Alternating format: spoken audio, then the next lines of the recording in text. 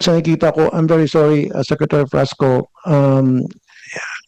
parang lumilitaw na ikaw ay nagiging vlogger na it will not sell pag doon sa mga marketing materials natin puro mukha mo ang nakalagay doon. It shouldn't happen kasi another thing one thing na na-notice ko, halimbawa meron tong sa Japan ba ito na magazine. I think it's a free magazine. Pagkakataon na sana natin na para sumikat tayo sa Japan, yung tourism industry natin, sa halip ang nakalagay dito, ikaw ng ikaw. Nako, binanatan ho nitong si Rapi Tulfo ang ating tourism secretary dahil sa kanyang pagbibida-bida sa mga patalastas ng ahensya. Ang problema dito, ang tanong ng ating mga kababayan, bakit ang sigasig mo sa pagbanat kay Frasco doon sa issue ng mga maanomalyang flood control project, napakatahimik mo. Kaya ka na paghahalata, si Frasco lang ang kaya mo. Takot ka kay Martin Romualdez at dito kay Marcos Jr. Nung tumatakbo ka, ang dami mong pinapangako. Yan ang ating mga nababasa sa social media. Pero ngayong mga panahon na to, tila bagang nanahimik ka na dahil nakuha mo na gusto mo. Diba? Alam naman nating mayaman siya. Yun ho sanang ipinangako niya na ika nga bibigyan niya ng hustisya ang ating mga kababayang mahihirap at yung Tulfo style na justice dadalhin sa Senado, hindi ho siya nakapalag. Ika nga, linamon din ho siya ng politika. Pero bago yan, siya like at subscribe. Masaya na ho tayo dyan at sa mga gusto sumal sa ating community, yung join button, nandiyan lang ho sa baba. Kumbaga, inintroan lang ho natin. Ika nga, para malaman nyo na kung ano mangyayari dito. Makikipagbardago lang at ipapahiya lang nitong si Rapi Tulfo. Si Rapi Tulfo talaga nitong si Rapi Tulfo. Itong ating tourism secretary Frasco. Magkakasama naman kayo sa iisang barko. Nakamantok ko. Sa tingin mo ba pag bumagsak yan si Frasco, di ka babagsak? Dito nga lang sa mga argumento mo dito, pinupulaan ka ng ating mga kababayan. Ang dami mong bani sa programa mo. Barangay tanod at security guard lang pala kaya mo. Nung hinarap na siya kay Martin at dito kay Marcos Jr., tiklop yung angas-angasan dyan sa si Rapi Tulfo in action. Rekta ho tayo sa kanyang pagsasalita dyan sa Senado. Okay? Last year, there was a 2.2% drop. Alis na ho ako ha. Kayo na ho balang bumalagbag dito sa mama na to Kaya nyo na ho yan. Si Rapi Tulfo lang naman yan. In our tourism or tourist visit to our country.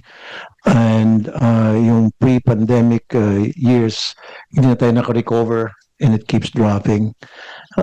And of course, may mga reasons binigay sa atin ng ating gobyerno, Department of Tourism. Nandiyan yung infrastructure na pag-usapan natin kanina, yung airport, seaport, of course, airfares, roads, etc.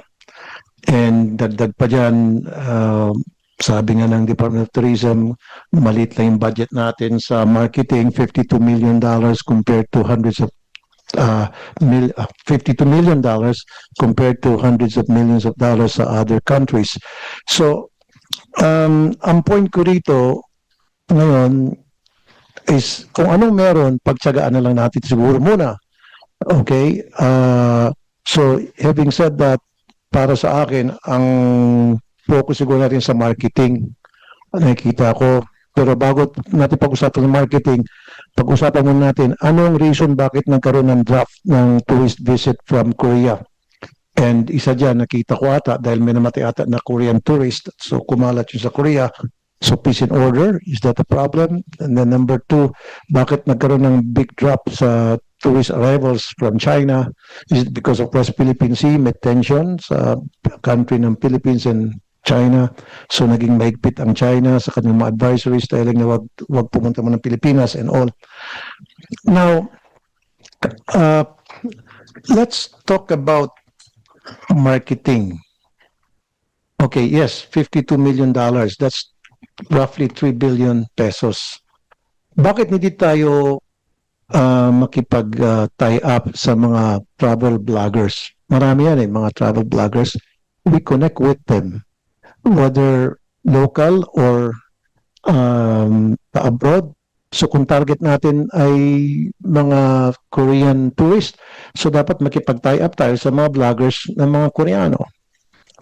Kung target natin Japan, makipag-tie up tayo sa mga vloggers na Japanese para i-promote yung ating bansa. I think kulang tayo sa departamentong yan. And may nakita akong vlog ng Amerikano, Mr. Chair, sa TikTok, sinisiraan tayo. Sa halip na puriin tayo, ang nakalagay pa ata doon, Boracay, ano bang caption niya doon? Paradise or scam? Para malaman ng ating Secretary ng Tourism, pagdating mo doon sa Boracay, meron kang nakalagay doon, non-tourist and tourist. So merong pila ang non-tourist at may pila ang tourist. Sa tourist, foreign tourist. Ang nakalagay pala, local tourist and then foreign tourist. Merong 5 pupuntang kambot at bawat booth mag-register ka doon at meron kang babayaran. Doon pa lang nakikita na parang scam agad. This is going to Boracay.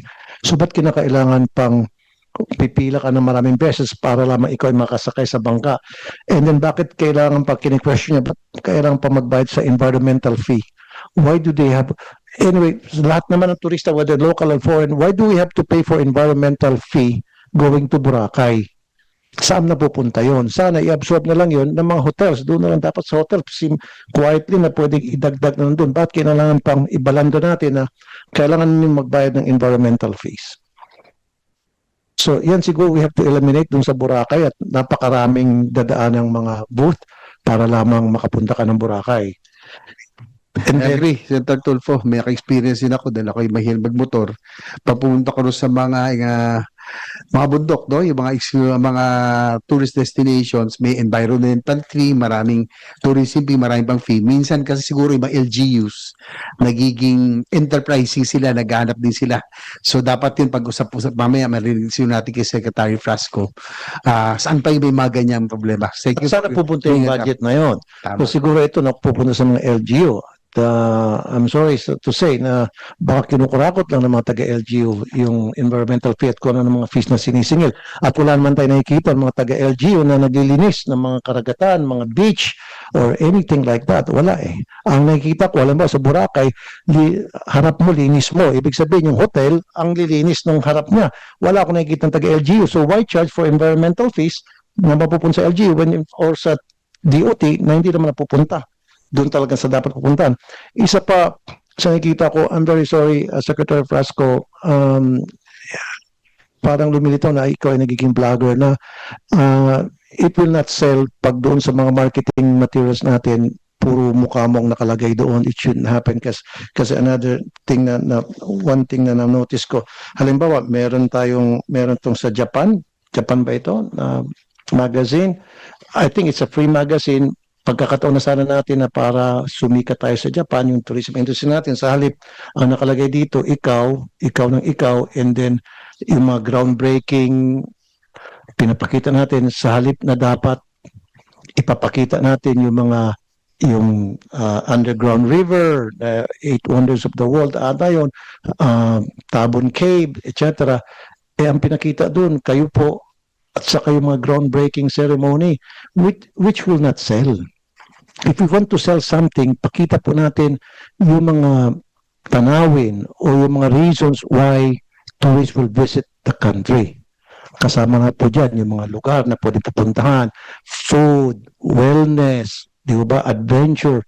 Those are the things that people would like to see, the tourists. And pumunta po ako sa website natin, wala ako masyadong nakikita ng mga lugar na kaakit-akit na para mainganyo yung mga tourist na pumunta.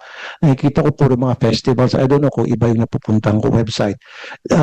Yeah, maganda po yung festivals. Pero kung kailangan natin talagang ma-invite yung mga tourists to come to our country, ano ba yung reason ba't nagtutur yung mga tao? Hindi naman po sa puro festival ang pinupunta ng mga turista rito. Of course, maganda yung festival. Pupunta sila dito for adventure. Wellness, food, culture, and things like that. So yun po dapat ang binibenta natin. Huwag po natin ibinibenta yung maling mga bagay na hindi naman in-expect ng tourists when they arrive in our country. And lastly, dapat yung pagdating pa lamang sa airport, we have to identify who are the tourists, if possible, na vlogger. Kasi malaking dagok to sa atin na pag meron isang vlogger pumunta rito tapos siniraan tayo, magkakaroon ng domino effect yun sa bansa na kung saan sila, not only doon bansa sa, kung saan sila, kundi yung mga followers nila. Tulad nitong American na vlogger, meron pang isa, siniraan tayo, at least itong American, medyo pino pa siya, kaya lang nakasira. So, dapat po, DOT, makipag-tie up po tayo sa mga local vloggers. Marami naman tayong mga local vloggers dito Makipag-tie up po tayo sa mga foreign vloggers. I'm sure makakatulong in one way or the other. Thank you, Mr. Chair. Thank you. Probably we can continue. Mr. Chair, Yes, Secretary Frasco. may I be given an opportunity to? Yes, please. Yes. Well, first of all, Mr. Chair, I'm very grateful to Senator Tulfo for bringing up the necessary interventions as far as safety and security is concerned, as this is indeed one of the most important sources of travel confidence coming into the country. And therefore, we are in full agreement that there is a need to ensure that the whole of government is working as far as tourist safety. On the side of the Department of Tourism, to the extent that our mandate allows, our Office of Human Capital Development has trained over 8,000 tourist police that are designated in various destinations in the country in partnership with the Department of Interior and the PNP. In addition to this, in conjunction with our work with the Korean Embassy as well as the Korean Cultural Center, we have also begun trainings on Korean-speaking tourist police. Third, with the establishment of the Tourist Assistance Call Center, a first in the Philippines, we have also already trained and deployed Korean-speaking call center agents. The call center is 151 Tour or 8687, and it has already received over 23,000 calls. But then again, all of these efforts are for naught with a single or repeated instance of harm put upon our tourists by lawless elements. This is why we continue with our advocacy that tourist safety should be a top priority. So prevailing has been this advocacy on the part of the Department of Tourism that we have actually proposed the convening of a national tourism task force on tourist safety. My understanding is that this is now with the DILG for review, and the composition of this task force will be various law enforcement agencies in partnership with our local government units. We await the convening of this national task force, even as we continue to work with various embassies all over the world. Pertaining to international tourist arrivals, we would just like to put on record that data presented by the Bureau of Immigration together with eTravel shows that in 2025, a total number of 6.48 million international arrivals came upon the Philippines. This is a composite of foreign citizens as well as overseas Filipinos. If you compare the data from 2025 to 2024, using the same metrics of Bureau of Immigration and eTravel, there's actually a 0.76 growth rather than a decline. That being said, we recognize the challenges of the South Korean market. The decline in their outbound travel is not limited to the Philippines, but is seen all over the Southeast Asian region.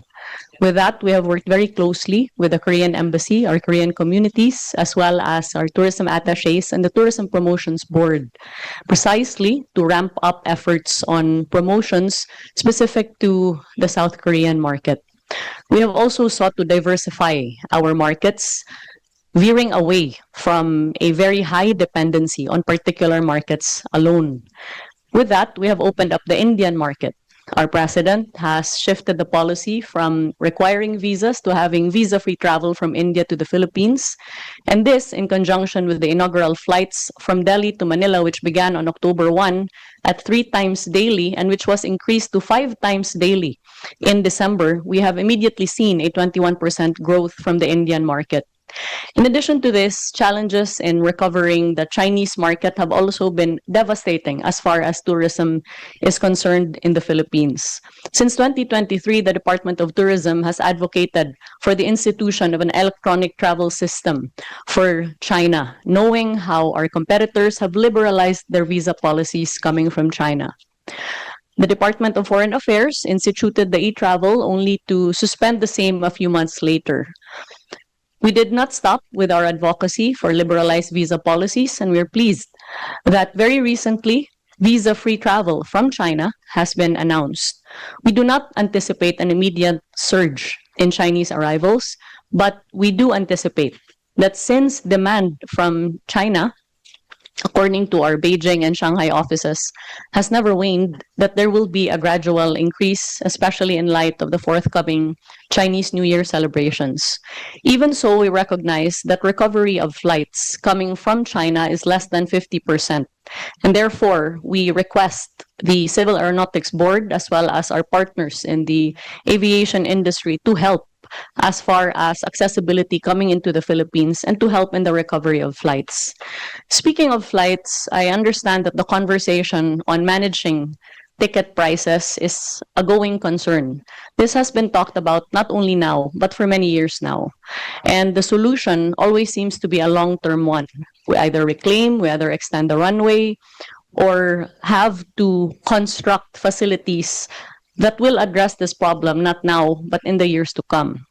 What has not found too much information or conversation in the public sphere is the fact that the airline industry is a deregulated industry by virtue of an executive order that was issued in 2011, and also in light of international treatises entered into by the Philippines.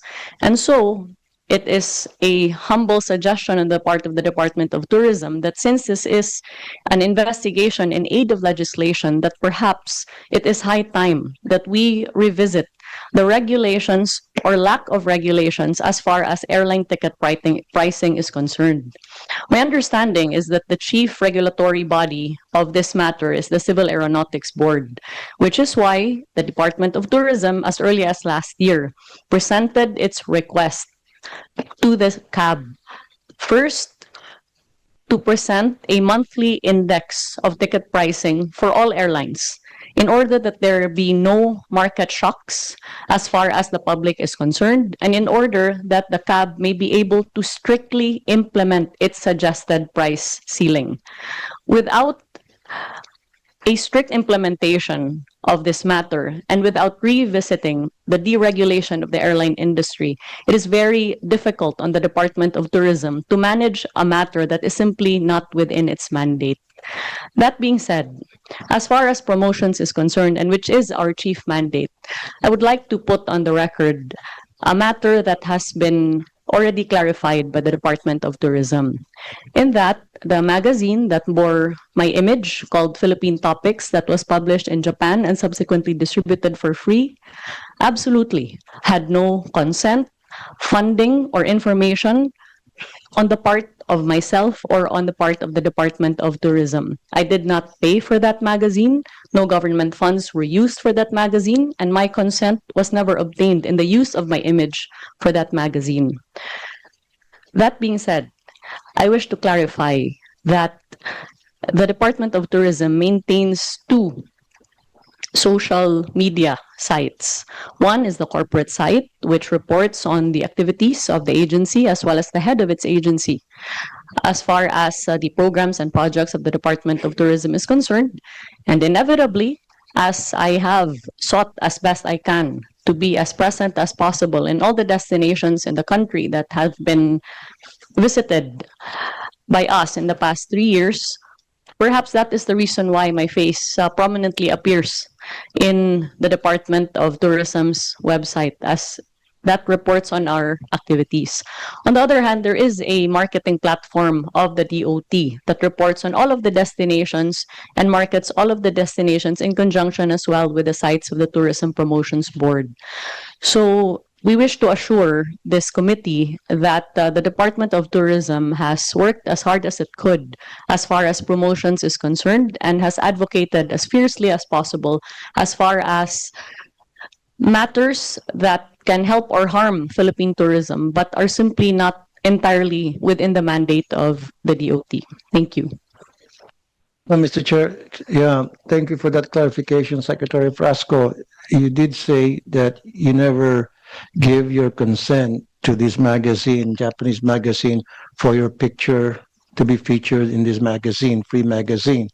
So what did you do after you learned that they use your picture, your image, and all, and even some items here that describes who you are? So how did they know who you are without you or some of your people telling them? And what did you do after you've learned, for example, if it's really true what you're saying, that they were using your pictures without their consent? Did you do anything? Yes, definitely, Mr. Senator. An immediate investigation was conducted upon my directive, and this is how we were able to find out that Philippine Topics magazine had sought permission to cover the Philippine Expo Pavilion in Japan. This was during the launch of the Philippine National Day of the country in Osaka Expo. And so they were given access to cover the Philippine National Day in Osaka. And my understanding is that the photo that was used as cover for the magazine was lifted from the coverage of that particular event. And the contents of the magazine are all lifted content. These are not the product of interviews that were conducted by them towards me, as there was never any. Therefore, after having learned that they were given access to the Osaka Expo, a demand letter had then been sent to Philippine Topics. First, to establish for the record that the magazine was in no way a directive or an editorial decision on the part of the DOT, and that no government funds were used in the publication Yes, of the ma'am. I magazine. understand that. So since may pag-amin po sa inyo na walang authority or you did not authorize them to use your pictures in this magazine, so para makabawi sila, bakit hindi niyo lang po kontakin ulit sila this time around with your authorization na mag-publish tayo ng mga magagandang tanawin sa Pilipinas, who we are, and what are the places that they can go. It's free anyway, you said, right? So why not contact them? Parang quits na tayo. Sige, nilagay nyo kami dyan ng walang paalam. Ngayon naman, may paalam na kayo, pero itong ilalagay nyo. So we will dictate to them what we want published in their magazine since it's free. Why don't we do that? Kasi mataas ang circulations nito, I would suppose, because it's a free magazine. At maganda, glossy itong magazine na ito. So why don't we take advantage of that? My And also, understanding- ma'am, huwag ka magalit, ano?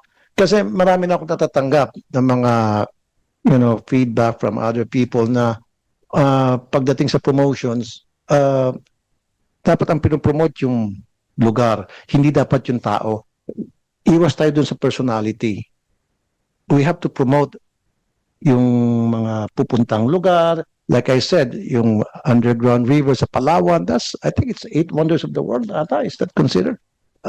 Tabon Cave, so many other places that we can feature na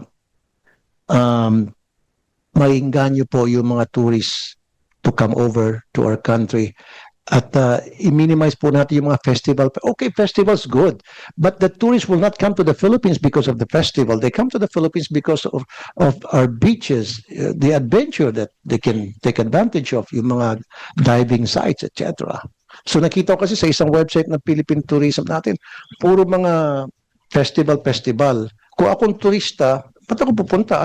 Ayoko ng festival eh. Of course, may mga tao gusto ng festivals. Di ba? Pupunta sila. Mga tiatihan, kung ano pa dyan, sidulog, but hindi po magbebenta sa mga tourist dyan. Ang magbebenta sa mga tourist, yung adventure. wellness, food, etc. Yun ang po advice ko. So lastly, dito po, sige, para makabawi naman tong magazine na ito, balikan nyo sila, sabi mo, this time, authorized na namin, ito yung mga magandang tanawin na pwedeng pumunta, i-promote nyo ito. Can you do that?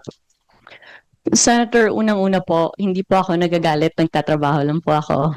Kaya, siguro kaya po, grabe po yung atake sa akin, kaya hindi naman ako nagagalit, hindi na ako sumasagot, no?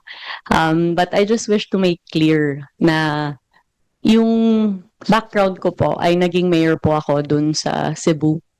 Kaya yung manner, yung urgency, yung presence ng pagtatrabaho, ayun po yung background Okay, ko. yes ma'am. Hindi po ako sanay na magtrabaho sa loob lamang po ng opisina. Nandyan po ako on the ground. In less than 3 years po, nabisita na po natin yung lahat ng rehiyon ng Pilipinas and over around 75% of all the 83 provinces of the Philippines. I agree with you ma'am, totally. Yeah. Hardworking po kayo. Now, sabi niyo po, yung sa magazine, wala pong consent niyo, ilagay mukha niyo. How about dito po sa mga airport sa Cebu? Nandito po yung mukha niyo, welcoming the tourists That's actually not an airport in Cebu. That, I believe, is in Boracay. in Boracay. Yes. So instead po ng picture, like I said, Yes, nothing yes. personal with you, mama. Instead na, sabi ko kanina, personality, ba't di na lang tayo maglalagay ng mga lugar na pwedeng puntahan na para, like I said kanina, for the end time, maingganyo yung mga tao na, sige, pupunta ko, ang ganda niyan.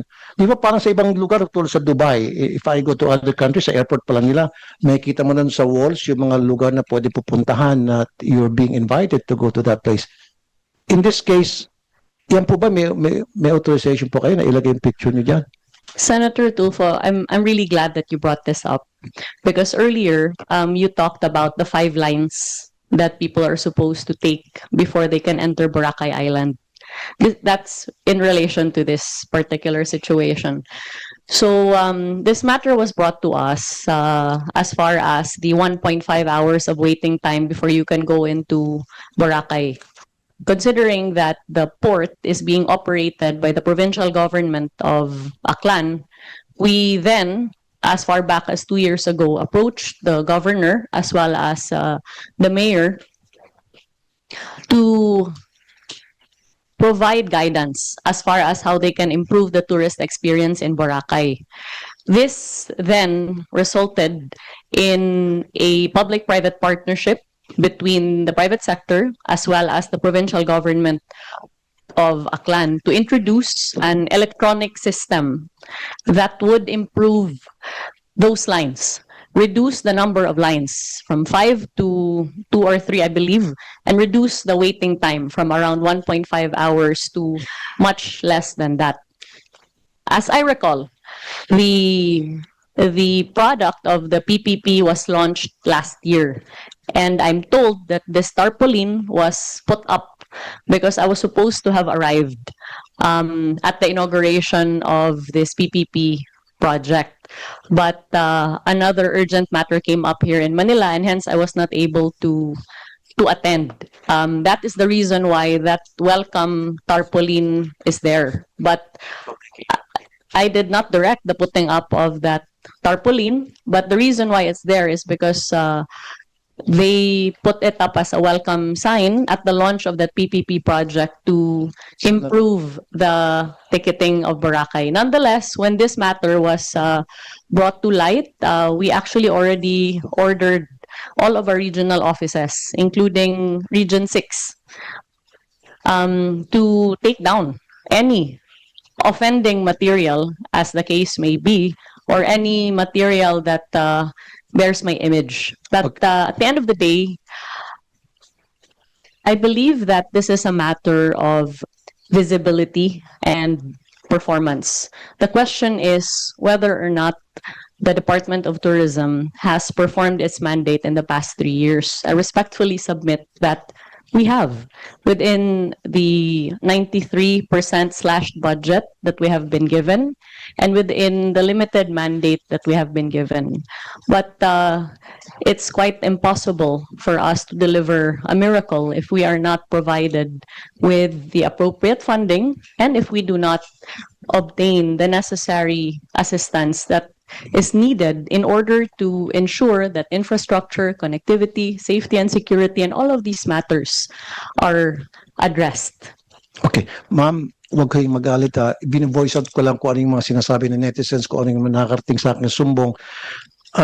Now, sabi niyo po, yung sa Korea, wala kayong authorization doon, maging sa airport, may authorization ba kayo na para ilagay yung picture niyo? And then isa pa po, meron ditong promotion na kayo po'y nakasakay sa bangka and you're promoting the Philippines at kayo po'y nakadamit ng mga bulaklakin at sa Lake Cebu ba ito? Ito ba'y walang authorization nyo rin na ilalagay po yung mukha nyo doon sa cover ng magazine na kayo po'y nakabihis at parang nag-invite ng mga tourist? Senator Tulfo, that photo I believe you're pertaining to is one that was taken during the Philippine Experience Program, Heritage, Culture, and Arts Caravan that the Department of Tourism implemented in the Soc-Sargen region. That is not a promotional material, but that's actually coverage of the activities of the department. That photo was taken at the time when we held the Philippine Experience Program in South Cotabato. So bakit hindi na lang po model na taga roon mismo, native po sa lugar na yon, nakilala sa lugar na yon? Why you? That photo was taken during my presence at the Yes, ma'am, South I know, I Cotabato. understand. Yes. We don't have any fight on that matter. What I'm trying to say is, someone who's recognized in that community, in that place, yung kilala, kunyari, miss, kung anong bansa, ano bang lugar po yan? That's Lake Cebu. Cebu. Oh, how about Lake Cebu. Yes. Lake Cebu in Cebu? In South And Cotabato. so, how about Miss Cotabato instead of you? Nakilala sa lugar na yan. Senator So, Tulfo, let me clarify No, that. no, ma'am, let me finish Yes. first. Mm. Kanina hindi kita in-interrupt. So bakit hindi na lang po yung isang native na kilala ng mga tao na kapag nakita nila, maagad-agad maintindihan nila bakit siya nandyan as opposed to ikaw. Isa pa po. Ma'am, these are the things that I'm trying to voice out today. Nothing personal, nothing about you. These are the complaints that my office received, my action center received. They came to me and they talked to me and they told me everything I'm telling you now. Isa pa dito, meron sa isang, ano ba to? Pinakita sa amin na puro nakalagay frasco sa isang, sa Ninolan, Cebu. So, doon sa mga, yung sa mga tabi-tabi na may mga eateries, mga karinderya. So merong kahabaan, puro karinderya sa, I think sa highway ba ito? So sa taas, sana inilagay niyo po doon yung mga lugar na pwedeng pasyalan. I'm sure na dadaan dito yung mga turista kasi highway po ito.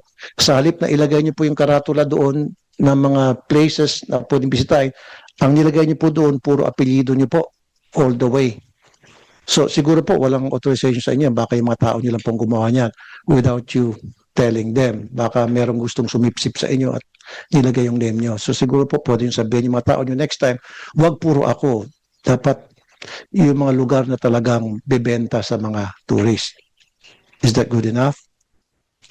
Senator, with all due respect, I just wish to place on the record that the photos that have been used and transformed into memes are actually work photos. Is that AI? You're telling me that's AI? No. Okay. This is a work photo. I was in Lake Cebu in South Cotabato promoting the Philippine Experience Program. The interpretation or misinterpretation of that, of course, is up to public consumption. But we have all the documentation to prove that my presence there was a legitimate one, and it was to help the destination as far as crafting of tourism packages, tourism circuits, building up of attention for the destination in conjunction with our tourism stakeholders. I'm not saying, Mom, that you're not present, your presence there is not legit. Okay? What I'm saying is, yung presence mo doon, yung sa picture na yan, it doesn't fit in sa taste ng mga Pilipino na nakakita po niyan. Kaya nga po, binabash po kayo. Hanggang sa pumunta po sila sa action center ko para magreklamo. Nung malaman nila magkakaroon ng hearing ng ganito, they came to my office and they told me na ito yung baka pwede may iparating sa Department of Tourism. That's why I'm trying to voice it out today here in the hearing. Okay. So, kasi ang nangyari, ma'am, ang dating daw sa kanila parang pinopromote mo yung sarili mo versus dapat yung Pilipinas ang pinopromote mo o yung mga probinsya ang pinopromote mo versus you promoting yourself. Yun po yung dating sa mga tao. Hindi po sa akin yun ha. That's not from me, from them. So ang dating po sa mga tao na you're trying to promote yourself. So maybe we have to refrain from doing that. We can use model siguro. Di ba? Like I said, yan sabi mo sa Cotabato ba yan? Saan lugar? South Cotabato. Then let's use Miss South Cotabato as the model or a native South Cotabato. Ano ba yung pinaka-native dyan sa Cotabato? Yung mga indigenous people in Cotabato. Much better versus kayo po. Yun po yung pinopoint out ng mga lumapit po sa akin. Mr. Chair, gusto magsalita si Ms. Rasco? Sec, you want to respond? Yes, I completely hear you, Senator, and I'm grateful that you have brought these matters to light. But since I have the floor, I would just like to reiterate my position that I have tried to be as present as possible in our destinations and for our stakeholders. That is the extent of the duty that I have exercised and nothing more. I have no national ambition. I'm not running for any national position, and therefore any accusation of self-promotion would fall flat because I am not running for any national position in 2028, and therefore there would be no reason for me to promote myself. I'm sorry, ma'am. I'm not saying that you're running. Don't put words into my mouth. I'm just saying that. What I'm saying is, yun po nakakalata yung mga tao na parang pinopromote yung sarili mo for whatever reason. Now, also, ma'am, compared to other countries like Vietnam, Korea, Malaysia, Japan, hindi nyo po nakikita yung mukha ng mga secretaries ng Department of Tourism nila doon eh. Wala. Never ka makita sa tourist materials ng kahit anong bansa na banggit ko, yung kanilang Secretary of Tourism, pinopromote yung mga muka ng mga pictures nila. That's what the Yes. people that came to me. Perhaps if it is the pleasure of the Yeah. senator that I no longer visit our destinations or that there be no coverage of the same, we can take that into serious consideration. But as far as I'm, my Ma'am, understanding, of course, ma'am, you can Yes. visit. Why not? Yeah, I would even, people will appreciate you going there so that makita mo on the ground kung ano yung mga kulang, ano yung mga kailangang gawin, etc. But what we are saying here, ma'am, please, huwag mo i-promote yung sarili mo. Pag I pumunta have ka not, sa isang lugar, Senator. kung ano yung mga kulang doon, punahin mo and then punuan mo. Yun po yung point ng mga netizens na lumapit po sa akin. Okay? It has nothing to do about you. It has something to do na may problema at sinasabi na kung ano yung problema na dapat punuan natin ngayon. Senator, we would be also very happy to provide your office with all of the promotional efforts that we have made sans my face in the destinations covered in order to indicate that Thank you. the Department of Tourism has not ever ceased from promoting our destinations, notwithstanding our very, very limited budget.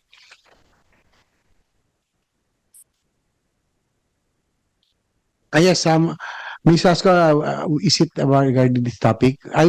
Can I just get back to you? I just want to finish first yung po sa airfare because this is one of the more important matters that we have to resolve during this hearing. I'll get back to you. In fact, I invited you because of the article in the Inquirer because we need your feedbacks on what are the things that are probably before we let Secretary Cristina Frasco go, no, we would want, the chair would like to find out also what are the problems, no, that are the tourists would encounter in the country, no. Aside from, of course, you are doing your best to promote the country, marketing, kahit na po niya kinap yung budget nyo to 100, from 1 billion to 100 million. I mean, compared to other countries, that's very small. But still, we would like to find out later doon, no? Just like, Senator Tulfo, balikan ko lang po yung ano, no? With your indulgence, yung pong airfare. DOT and siguro CAB po, Attorney Arcilla will take advantage if your presence. meron po ba tayong regulation o policy na sinusunod sa pagdakda ng mga airfares sa mga lugar, especially ito mga tourist destination, pinag-uusapan natin, siguro nakikinig kayo, ang ano kasi yung Busuanga, yung Siargao, and Basco. Ito yung mga medyo mahal, and it was pointed out earlier also by the airlines, it's because of the use of turboprops, no? Pero wala tayong magagawa in the long run, matagal pa ho tayong yung mga extension for them to accommodate the airports to accommodate bigger aircraft, matagal pa ho. So yung what can we do at present, no, para at least ma-lower natin yung cost ng airfare? Ito yung inaangal na ating mga, siguro yun rin yung tumatawag kay Senator Tulfo na umaangal na pakamahal. Si Attorney Arcilla. Thank you po. Good morning or good afternoon. Good morning to our chairman and to Senator Tulfo. Good morning po. Thank you for that question. Before I answer that, Your Honor, maybe my answers would be in the context of the deregulation of the aviation industry in the Philippines, which was ushered in by Executive Order 219 issued in 1995. The long and short of it po, fares are deregulated in the Philippines in the same way that there is practically no country in the world that fixes fares. At pero hindi po ibig sabihin that the government and the CAB has abandoned the task of looking after the welfare of the riding public. Meron po tayong, hindi po naman absolute yung deregulation na yan. So meron po tayong mga proseso by which we are able to oversee and manage the fares. Meron po kami tinatawag na analysis, a number of analysis like market analysis, cost analysis, meron kaming historical analysis, at meron po kaming actual fare survey na ginagawa para makita yung average fares.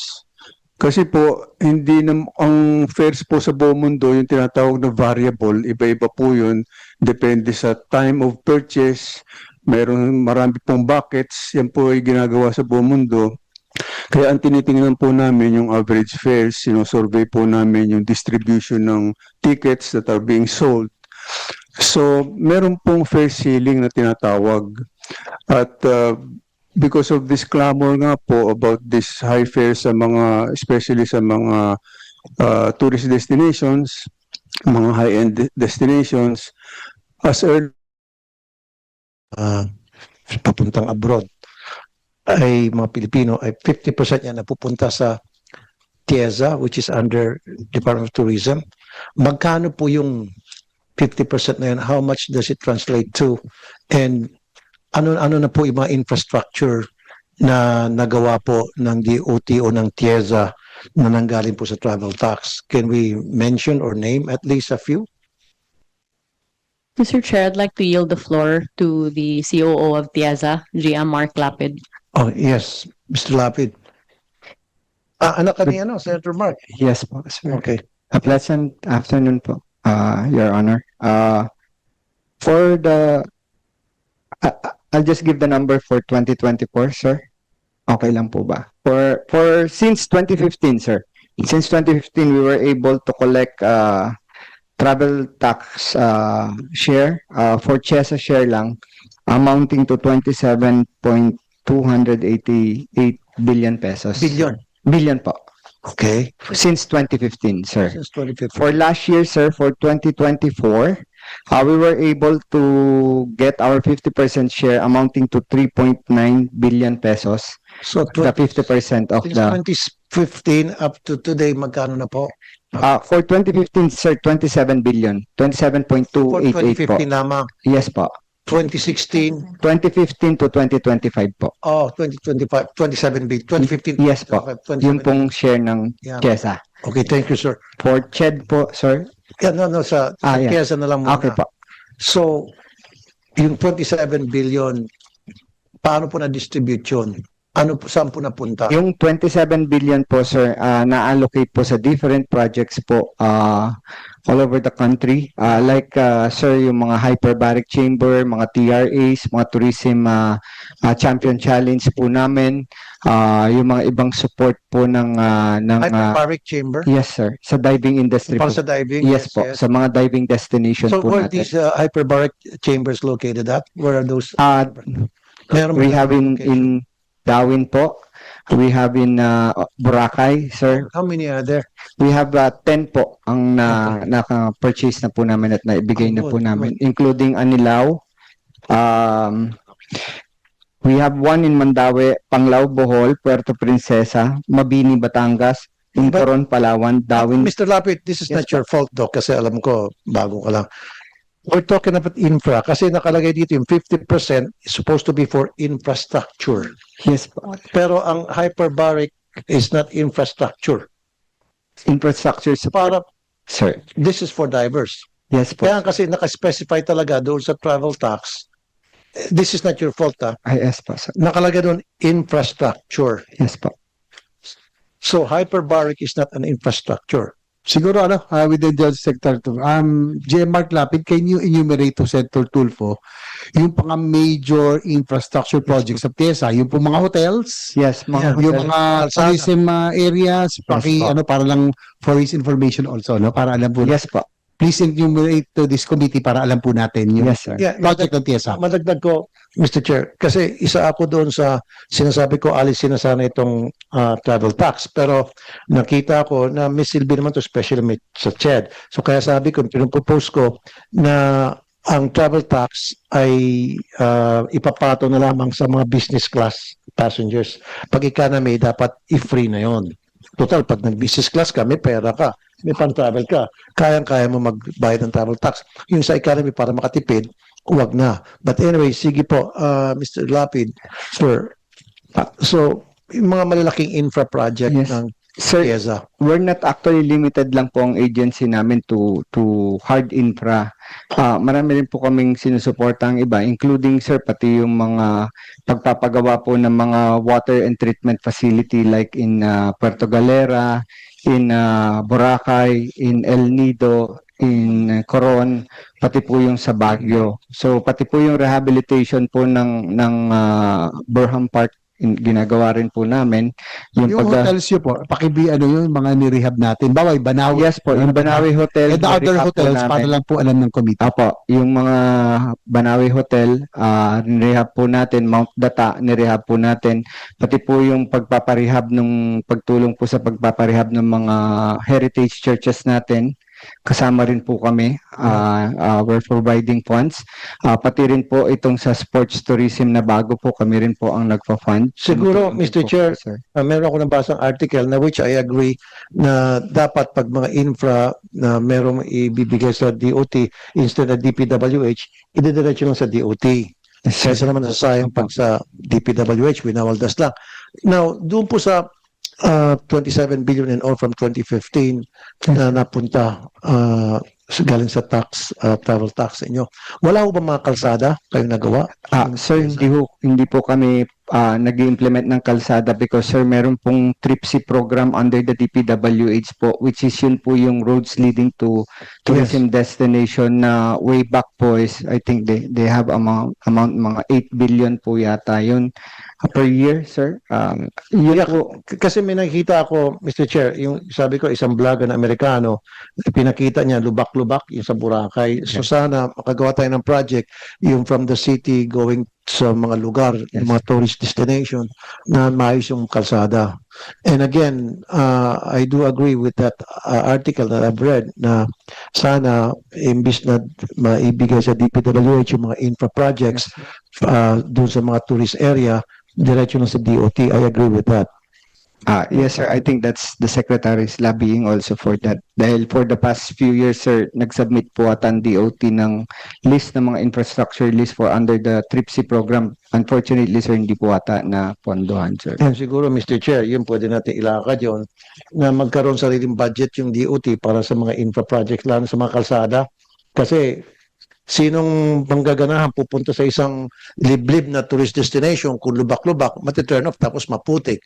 Pero kung yan yung kalsada, isa pa palang factor, Mr. Chair, kaya medyo bumaba rin yung tourist visits natin bansa. I-factor in natin yung mga nangyaring disaster recently sa Cebu. Kasi ang Cebu, isa sa mga tourist destination yun eh.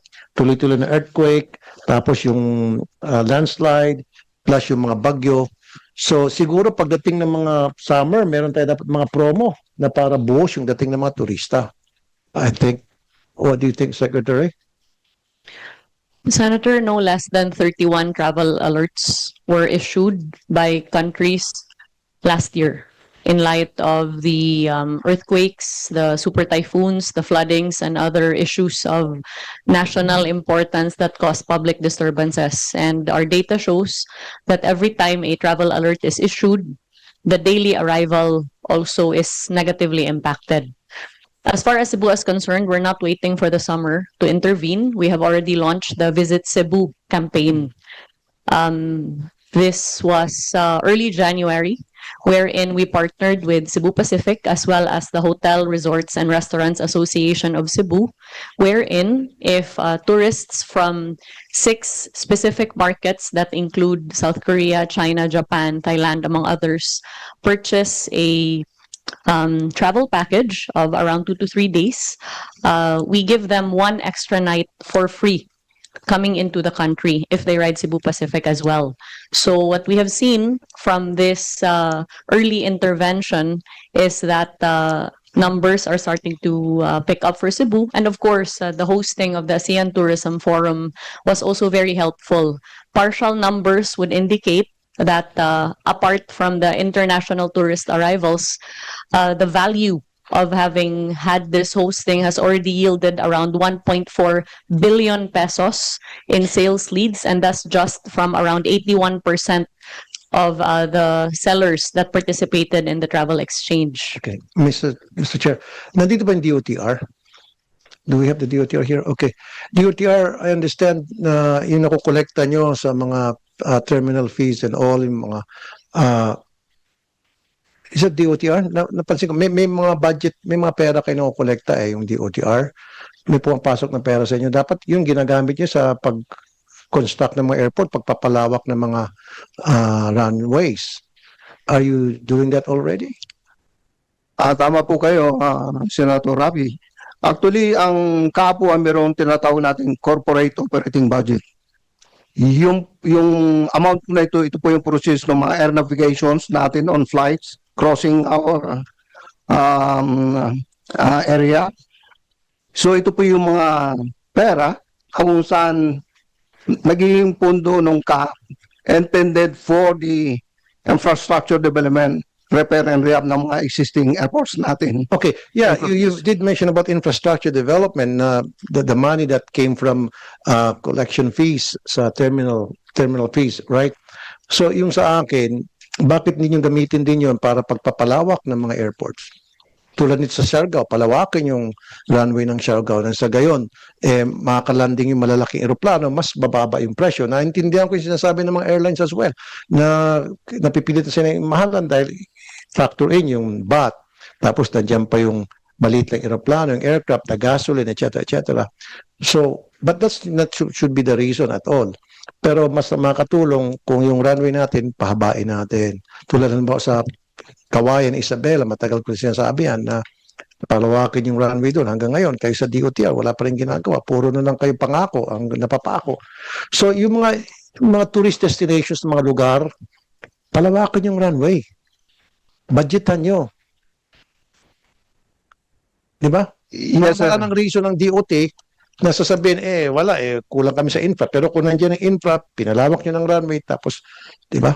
Tapos maganda yung pamamalakad sa mga airports doon, hindi siksikan, maganda yung mga e-gates, maayos yung pag-process sa immigration, kasama yun sa mag-coordinate kayo sa mga tag-immigration, smooth ang pag-arrival at paglabas ng airport, connectivity and all. Maging maayos siguro ng tourism natin, medyo tataas. So anyway, balik tayo dun sa infra. So, wala kayong dun sa mga pera. Magkano nakukolekta nyo?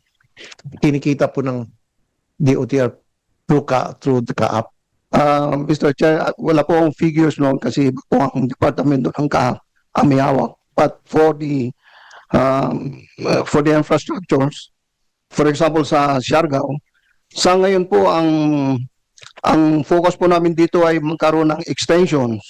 Yung papunta po doon sa may kalsada, Extension of what, sir? extensions of runway. Okay. At ang konsiderasyon po namin na binibigyan ngayon is yung right of way. So dito po, through the DOTR and to the local government, ito po yung binibigyan na mabilis na action with regards doon sa right of way o site acquisition. Yan yung sinasabi ko, sir. So mag-concentrate din kayo doon sa pag-expand ng runways. Kasi nabanggit na nga ng mga airlines, Cebu Pacific and Philippine Airlines, hindi makalanding yung mga malalaking eroplano na kayang magkarga ng maraming pasahero.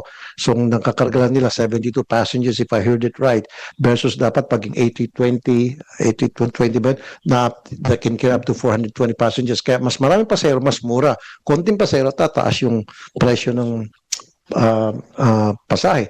Pero kung malawak yung runway, pwede na maglanding malalaking eroplano. So, dapat medyo focus din kayo sa paanong mag-invest doon sa mga runways, especially mga lugar na tinatawag nating tourist destinations.